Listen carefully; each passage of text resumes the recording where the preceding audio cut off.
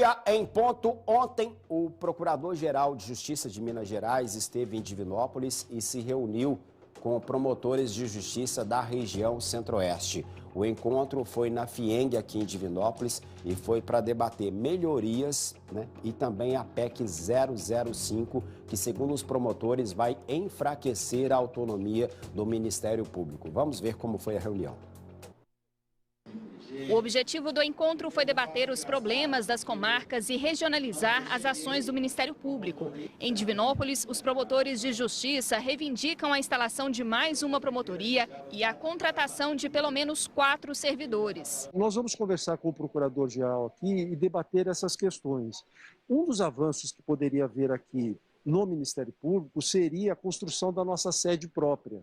Então, esse é um assunto que nós vamos tratar com o Procurador-Geral de Justiça e outras questões de aprimoramento aqui do quadro de servidores do Ministério Público.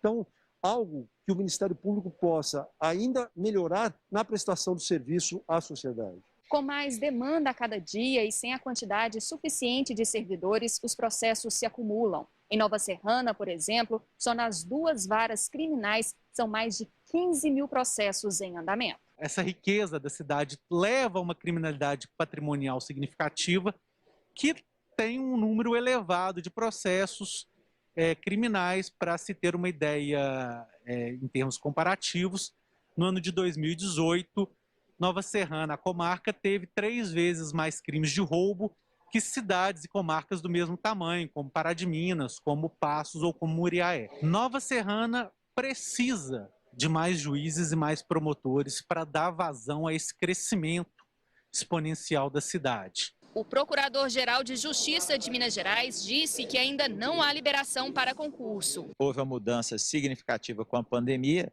e nós precisamos de decidir primeiro que tipo de servidores nós vamos precisar para o futuro, porque um concurso agora pode gerar problemas lá na frente com as mudanças estruturais que estão acontecendo nas instituições. Outra discussão da reunião foi sobre a proposta de emenda à Constituição, PEC 005, que altera a composição do Conselho Nacional do Ministério Público, que é responsável pela fiscalização administrativa, financeira e disciplinar do órgão. A nova roupagem traz poderes maiores ainda para o Conselho. E o Conselho não é formado pelo Ministério Público, é formado de membros do Ministério Público, mas também de agentes externos.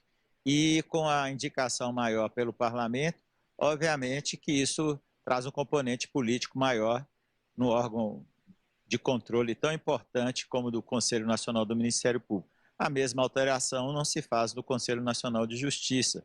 E aí se perde também a simetria entre os 2 órgãos que têm a mesma estatura constitucional. O Ministério Público tem absoluta convicção que a aprovação da PEC coloca o Ministério Público no corredor da morte.